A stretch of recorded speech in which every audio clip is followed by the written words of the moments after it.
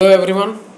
तो कल हम लोग बात कर रहे थे बिग बैंग के बारे में और हम थ्योरी की शुरुआत कर चुके थे। बिग बैंग थ्योरी क्या कहती है ये समझ चुके थे और ये चेक कर रहे थे कि वो जो थ्योरी कहती है उसको कौन कौन से प्रमाण उस थ्योरी को पुष्ट करते हैं, उसको मजबूत बनाते हैं। क्योंकि साइंस कहते हैं ना कि वो ये नहीं कहती है कि मैं जो कह रही हूँ वही शाश्वत सत्य है। वो ये कहती है कि अब तक जितने प्रमाण हमारे पास उपलब्ध हैं उसके अनुसार ये बातें हैं। अगर साइंस कोई बात कहता है, जब हम साइंस में बात करते हैं तब साइंस कभी ये नहीं कहता कि यही एक शाश्वत सत्य है। जैसे धर्मों में कह दिया जाता है, धर्म ग्रंथों में जो ग्रंथ होते हैं उनमें शाश्वत सत्य कहा जाता है कि ये ईश्वर वाणी है, वेद वाणी है, ये बदल ही नहीं सकती, ट्रूथ इसके बियॉन्ड हो ही नहीं सकता है। पर साइंस ऐसा क्लेम नहीं करती है कि मैं फाइनल ट्रूथ बता रहा हूँ, ऐसा नहीं है।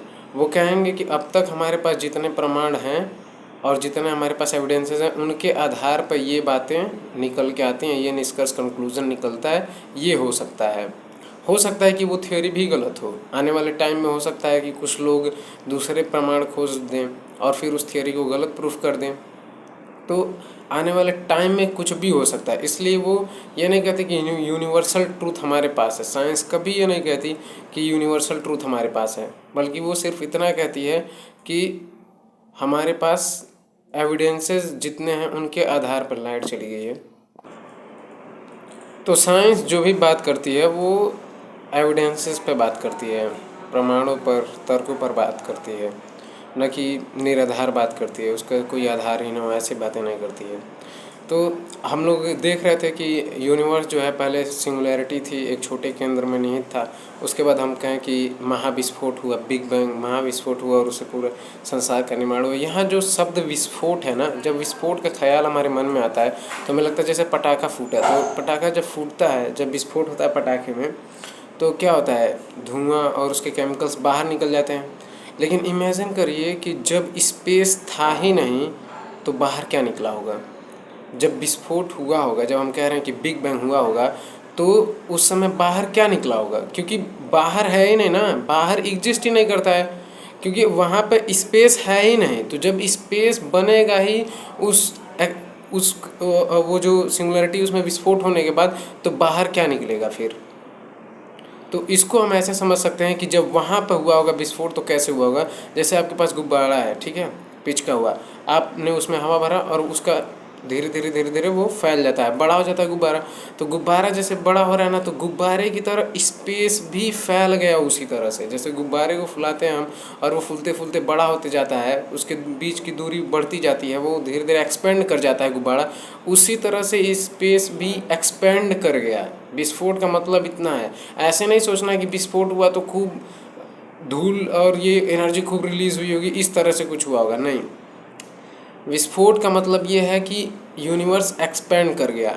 और यूनिवर्स एक्सपेंड क्यों हो रहा है, क्योंकि वहाँ उस टाइम पे अब क्यों हुआ एक्सपेंड, ये एग्जैक्ट रीज़न हमें नहीं पता है कि एग्जैक्टली क्या हुआ कि उसमें एक्सपेंशन हो गया।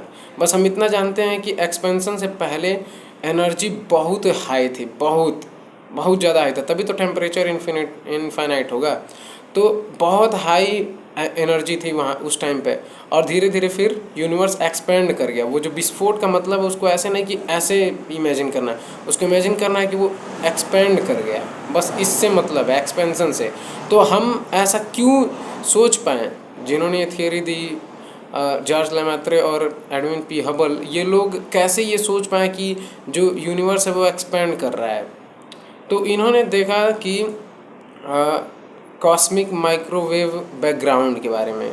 तो इन्हें लगा कि अभी एनर्जी उस टाइम पे बहुत हाई रही होगी, तो अब हाई एनर्जी थी तो वो एनर्जी तो अब गायब हो नहीं जाएगी, क्योंकि पहला नियम तो हम जानते हैं ऊर्जा के बारे में कि ऊर्जा न तो ख़त्म होती है न तो समाप्त होती है, वो रूपांतरित हो जाती है। तो जो उस समय ऊर्जा की तरंगें रही होंगी तो वो तरंगें अभी भी ट्रेवल तो करती होंगी। तो अब समझिए कि उस टाइम पे तरंगे हैं, तो जैसे जैसे अब स्पेस फैला, जैसे रबड़ पे एक रबर लीजिए, उस पर 2 रेखाएं बना दीजिए। अब रेखाएं बनाने के बाद रबर को खींच दीजिए। जब आप रबर को खींचेंगे तो आप देखेंगे कि जो ये दोनों लाइनें थी वो दोनों लाइनें भी लंबी हो गई, खींच करके लंबी हो गई। तो अब स्पेस में अगर तरंगें चल रही हैं तो स्पेस को समझिए रबर, और तरंगों को समझिए कि उस पर खींची गई रेखाएं हैं। तो जब स्पेस फैलेगा तो क्या तरंगें नहीं फैलेंगी? फैलेंगी। तो उसी तरह से तरंगे जब फैलेंगी, तो तरंगे जब फैल जाएंगी तो उनकी फ्रीक्वेंसी कम हो जाएगी, वेवलेंथ बढ़ जाएगी, एनर्जी कम हो जाएगी। तो वो एग्जिस्ट तो करेंगी ना। तो इतने टाइम मतलब 13.8 अरब वर्ष बाद जब हमें मिलता है वो, तो वही माइक्रोवेव हमें मिलता है। इसको ऐसे समझते हैं एक उदाहरण से कि मान लीजिए आपके घर में रसोई है और रसोई में आपकी मम्मी खाना बना के चली गई हैं, ठीक। आपको नहीं पता है कि खाना बना है या नहीं बना। अब आप रसोई के अंदर इंटर करते हैं और तवे को टच करते हैं, वो तवा बहुत हीट था, ठीक है। तो आपको पता चला ना कि रोटी बनी थी, इसीलिए तवा गर्म है। तो तवा गर्म, ये निष्कर्ष निकलता है कि रोटी बनी रही होगी, तभी तो तवा गर्म है। तो उसी तरह से अब धीरे धीरे उसकी हीट धीरे धीरे कम होगी ना। तो उसी तरह से जो कॉस्मिक माइक्रोवेव बैकग्राउंड है, ये ब्रह्मांड के बचपन की यादें हैं, समझ लीजिए। वो बचपन की चीज़ है, जब ब्रह्मांड बिल्कुल शैशवावस्था में था, वो तब की है। तो वो माइक्रोवेव हमें मिली, ठीक है। तो उन माइक्रोवेव, वो जो माइक्रोवेव हैं, CMB कॉस्मिक माइक्रोवेव बैकग्राउंड, ये प्रमाण प्रस्तुत करता है कि शुरुआत में एनर्जी बहुत हाई रही होगी, एक्सपेंशन हुआ होगा, उस एक्सपेंशन की वजह से वो जो ऊर्जा है, वो तरंग जो है, वो तरंग फैली होगी, उस तरंग के फैलने की वजह से उसकी एनर्जी कम हुई होगी, और अब वही हमें किस रूप में मिल रही है? कॉस्मिक माइक्रोवेव के रूप में मिल रही है। तो कल हम लोगों ने रेड शिफ्ट से ये समझ लिया था कि यूनिवर्स का एक्सपेंशन कैसे हो रहा है, और हमें ये कैसे पता चला, क्योंकि हबल ने टेलीस्कोप से देखा कि कई आकाशगंगाएं जो हैं, जब वो जितनी दूर जाती हैं उतनी ही वो, उनका जो कलर है, उनसे आने वाला जो लाइट है, उसका कलर रेड की तरफ शिफ्ट होता है। वो जो लाइट वेव है वो रेड की तरफ शिफ्ट होती है। तो हम इससे ये अनुमान लगाएं कि अभी भी यूनिवर्स जो है वो एक्सपेंड कर रहा है। अब इसी बात से सोचिए कि अगर कोई चीज़ फैलती जा रही, मान लीजिए ये स्टार्टिंग पॉइंट है और ऐसे फैलती जा रही, फैलती जा रही, फैलती जा रही, फैलती जा रही, फैलती जा रही।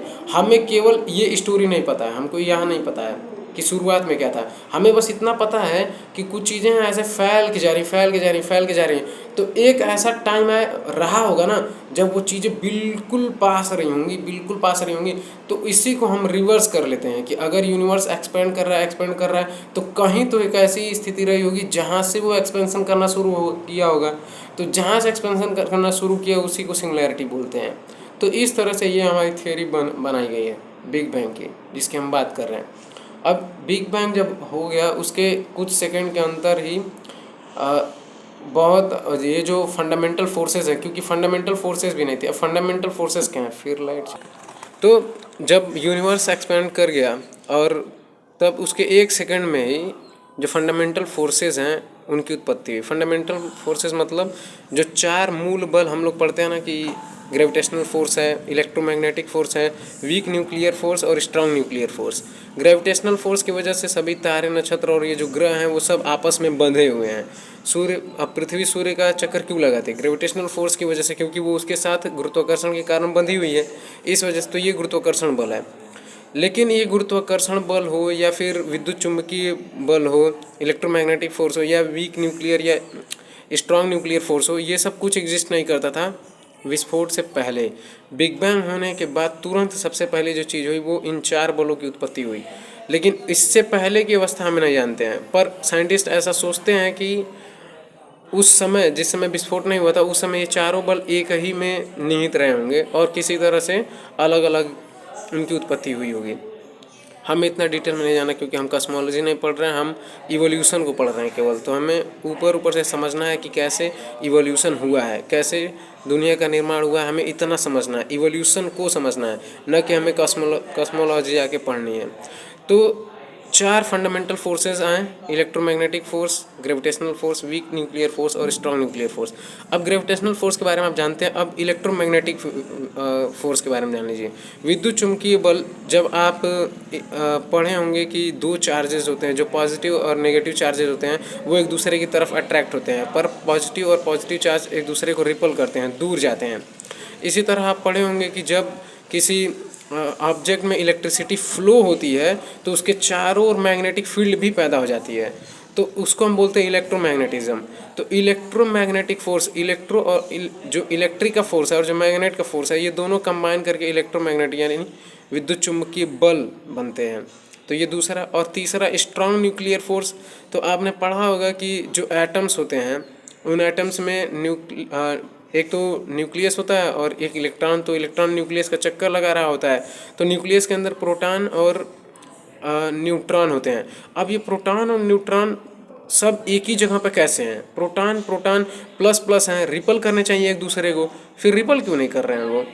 आखिर ऐसा क्या हो रहा है कि रिपल नहीं कर रहे हैं? नाभिक कैसे स्थिर है आखिर बताइए?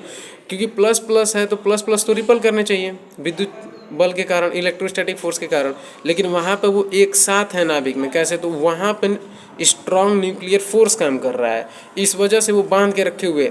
जैसे मान लीजिए दो लोग ये मान लीजिए ये प्लस प्लस है, ये दोनों एक दूसरे को रिपल कर रहे हैं, लेकिन कोई तीसरा बंदा आके उन दोनों को पकड़ के चिपका देता है आपस में। तो वही स्ट्रॉन्ग न्यूक्लियर फोर्स करता है प्रोटॉन्स के साथ में।